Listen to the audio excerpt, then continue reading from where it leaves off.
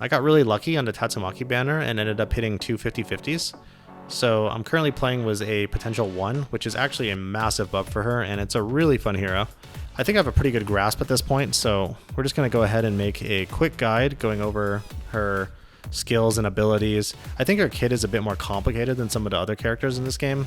Basically, Tatsumaki uses her normal attacks and abilities to build up enough energy in order to activate her telekinesis liberation state. And this is just essentially an empowered form that her entire kit is based around. It improves a few of her abilities, gives her a couple new ones, and lets her cast while moving. So we'll start with her core mechanic, and that's Telekinesis Mark. As Tatsumaki uses normal attacks and skills on her target, she'll start to accumulate up to 100 points of Telekinesis Mark energy. This is actually tracked on the enemy that you're targeting. If you notice the crosshair that shows up on your target, there will be a little reticle around it that's slowly filling up with green energy as you make attacks, and that is your Telekinesis Mark energy. So once that gets to 100, your third ability will become active, which is Telekinetic Spear, which is just a green spike that you throw at the enemy. Keep in mind that you only have 4 seconds to use the ability, and it has to actually hit the target for you to get credit. It's not a big deal if you miss though, because you can just keep recasting it as long as you're within the 4-second window until you actually hit a target. When you do hit a target, you'll get 4 charges of Telekinetic Spear, which is kind of confusing. Also, your third ability will now turn into a button that activates the Telekinesis Liberation state, which is the empowered form we talked about earlier. Now, you don't have to press this button right away, and it doesn't go away after 4 seconds like Telekinetic Spear did, but in most cases you're just going to go into the form as soon as possible. You'll get a feel for this when you play the class more, but like obviously if a boss is about to go into intermission or become immune, or maybe you just have all your abilities on cooldown, you might hold off a little bit. Anyways, this Telekinesis Liberation state lasts 15 seconds and empowers all your abilities while also letting you cast while moving. Additionally, holding down left click will start to consume the 4 Telekinetic Spear charges we talked about earlier. As you consume these charges, you'll also be charging the Telekinetic Tornado gauge. It takes 8 charges to fully recharge the gauge, so you should be able to get halfway through charging it when you consume the 4 spear charges. Now while this is happening, your Telekinetic Mark should be recharging, and if you remember, that's the reticle around your crosshair that slowly fills up with the green. When that's full, you'll get another spear, and casting that spear will actually just refresh your Telekinetic Liberation state, your empowered form, and give you another 4 charges of Telekinetic Spear. So once you consume those 4 charges by holding down left click, you will fully charge your Telekinetic Tornado meter and be able to cast Telekinetic Tornado, which does really big damage. Now again, it is absolutely imperative to spend the 4 charges of Telekinetic Spear while you are in your Telekinetic Liberation state, because if you drop out of Telekinetic Liberation state while you still have charges, you'll lose them forever. So you basically just keep continuing that cycle. Alright, now we'll go over Tatsumaki's first ability, which is called Gravity Bombardment, and it's a rectangular shaped AoE around your current target. It does 150% of attack and damage and applies 5 points of Telekinesis Mark by default. But you should always be in optimal distance, which means your crosshair is yellow, so it'll do 200% attack and 10 points of Telekinesis Mark energy. Now this ability should generally be used on cooldown, which is 12 seconds. Although there might be some niche situations where you save it for 1 or 2 seconds just to line up with Telekinesis Liberation state. Now when you are already in Telekinesis Liberation state, Gravity Bombardment is greatly buffed. It does 500% attack in optimal range and applies 30 stacks of Telekinesis Mark energy. Now that's a lot, and the buff skills are a big reason why you're able to maintain Telekinesis Liberation state for so long. Now her second ability is Black Hole, and Black Hole deals 540% attack and generates 25 points of Telekinesis Mark over the duration. Now if you have accurate shooting, it'll do 900% attack and generate 50 points of Telekinesis Mark. So you might be wondering what accurate shooting is. And if you remember, Gravity Bombardment was buffed by being in optimal range. Well, optimal range and accurate shooting are the exact same thing. This is another case of Crunchyroll's terrible translations. I played another game called Street Fighter Duel that was published by Crunchyroll, and like so many abilities had just terrible translations. It was so hard to understand. So anyways, if your crosshair is yellow, you're gonna do extra damage and generate more marks. And your crosshair should probably always be yellow, so just assume that you'll get 50 points of Telekinesis Mark. Now, while you're buffed by Telekinesis Liberation State, this ability now deals 1100% attack damage, and you can move while casting, which is a huge buff. However, it still only generates 50 stacks of Telekinesis Mark. Even if you can move while casting, you still need to aim it properly though, so you need to be careful about boss movement again. Now her normal attack is pretty straightforward. Whether you're in Telekinesis Liberation State or not, it is a 6 attack combo that generates 15 marks. It obviously does more damage in Telekinesis Liberation State, but it doesn't really matter in terms of your rotation. One thing I forgot to mention about holding down your normal attack button to consume your spear charges is that you can actually do that while you're channeling other abilities. So for instance, while you're casting Black Hole, you can actually hold down your normal attack button and spend all your spear charges at the same time. Now you should definitely do this if you have the opportunity, because you are kind of pressed for time to refresh your Telekinesis Liberation State. And since consuming the spear charges doesn't actually generate marks, if you're not doing it while you're casting other spells, you're kind of just losing normal attacks, which in turn makes you generate less telekinetic mark energy. Now her dodge is pretty standard. It's just 100 stamina cost, and she has 300 total stamina. Pretty much every character functions the same. Same deal as her ultimate. Does 5000% attack and buffs your party's attack by 5% for 40 seconds. So now I'm at the target dummy, and you can always go to free training mode if you want to kind of practice your rotation. One thing I wanted to show is that it's kind of important to finish your combo when you start it, because all the telekinesis mark generation is in the last 2 attacks.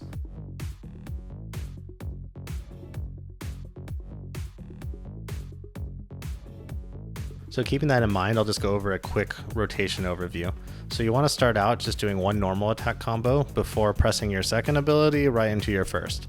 And then just do normal attacks until you can activate Telekinesis Spear and Telekinesis Liberation State. So from there, just use your abilities on cooldown for the most part. Remember that you can spend your spear charges while you're channeling, so it is good to do it while you're casting a Black Hole or while you're pressing your first ability. Also, one thing I like to do is, like, if I'm halfway through my combo, when my telekinesis mark energy reaches 100, I like to finish my combo first before using the spear, so I can have a little bit extra telekinesis mark for when I refresh the duration of Telekinesis Liberation State. That also applies to finishing ability casts as well. Just make sure you don't spend too much time holding off, because if you wait more than 4 seconds, you'll lose your spear, and you will definitely drop out of Telekinesis Liberation State if you do that. Alright, so let's go over her impression arms now. Her R rarity is called Calling Me a Brat is Unforgivable. Increases base attack and gives a heal over time effect to your character. Mine's only rank 4, and it actually gives a 42% heal. At rank 6, it ends up getting 2 charges and a 48% heal. This is actually really useful for missions or boss fights where you have to stay over 60% life, or even if you're just dying for whatever reason. Her SR rarity impression arms is called Sounds Intriguing. It increases base defense and the crit rate of all skills while you're in Telekinetic Liberation State. The thing about that is that you're almost always in Telekinetic Liberation State, so this is essentially just giving you crit. Mine's rank 2 and it's giving 16%. It goes all the way up to 32% at rank 6, so that's pretty huge. The On Use ability grants 2 allies an attack boost and increases assault stats for 60 seconds. It's a pretty big boost, especially if you're running with other assault characters, which I am not. Now, the SR rarity light cone is Unpleasant, Get Out of Here, which increases base attack and the crit damage of Telekinetic Spear and Telekinetic Tornado by 10%. So Telekinetic Tornado does a ton of damage, so 10% crit damage does synergize with the SR light cone, which gives a ton of crit. So it's not a bad passive, but I feel like the passive on the SR light cone is much better than the SSR, which is kind of weird. It's honestly so hard to not call these things light cones, I just keep doing it. So the On Use ability is a immunity to paralysis, burning, and coma for 40 seconds. When immunity is in effect, attacks on enemies generating coma, paralysis, or burning debuffs reduce their defense. So that's actually pretty good, because not a lot of the characters that I'm using at least have a paralysis immunity light cone. I don't know if anyone else did this, but I actually died to that Vaccine Man boss a couple times because I didn't have a paralysis immunity impression arm, and he would just keep stunning me and killing me even though he was a really weak boss. So yeah, I guess it's nice to actually have paralysis immunity on a character that I actually intend to use going forward. So I will say that I don't think this Impression Arms is mandatory for the class at all. I will probably draw for it eventually, but I'm just hoping I can get it for free and I just collect enough coins. It seems like I will.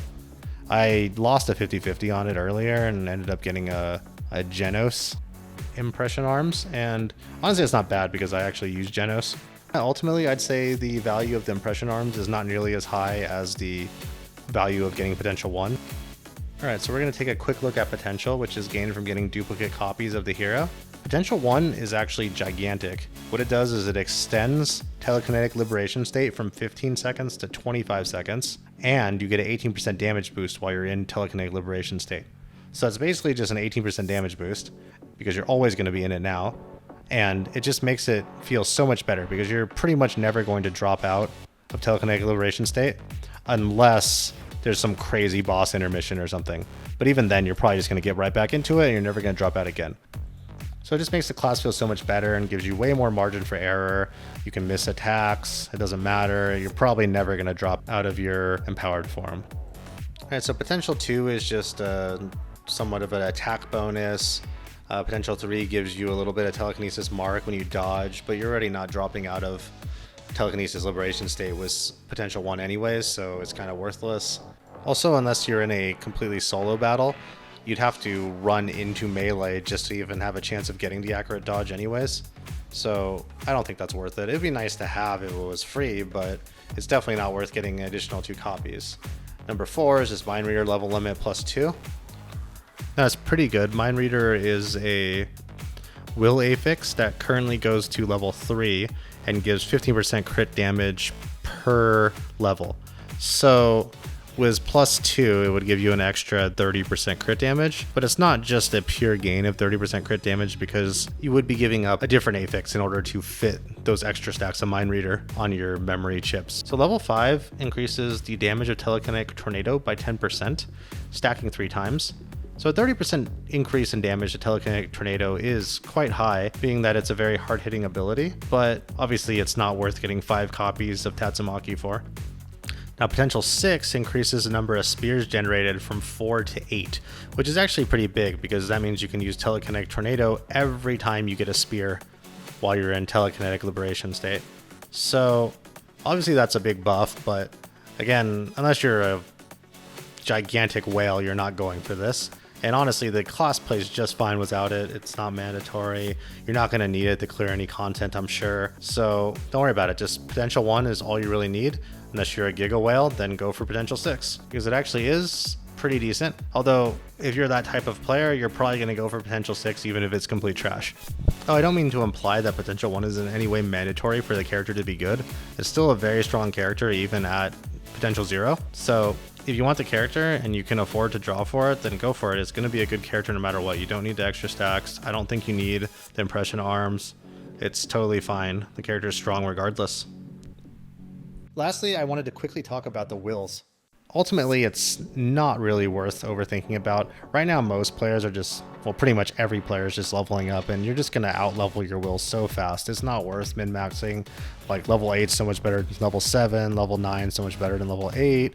You're just going to replace them as you level, so don't worry about it. I'm sure there's going to be a lot of videos talking about how, you know, the ultimate min-max build for Tatsumaki, but honestly, nobody really knows what they're talking about. Everyone is just trying to make a catchy headline or whatever to try to get clicks. If you're familiar with gacha games, you'll see like every tier list that comes out when the game releases is wrong. It's just people trying to be the first person to get their content out. So just don't listen to any of that. Just, you know, honestly, you're fine just auto-equipping wills. Personally, I like to kind of attempt to at least somewhat match up my assault attacks to my characters.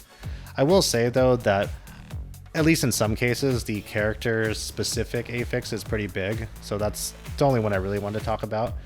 Tatsumaki's is called Piece of Cake, and it increases the damage gain when you're within optimal distance, so when your crosshair is yellow.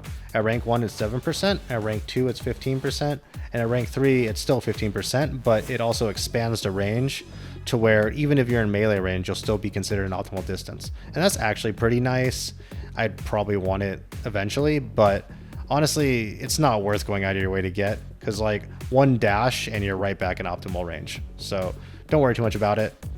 I wouldn't worry about the memories, just equip higher level ones as you level, maybe match up the attack type, but that's about it.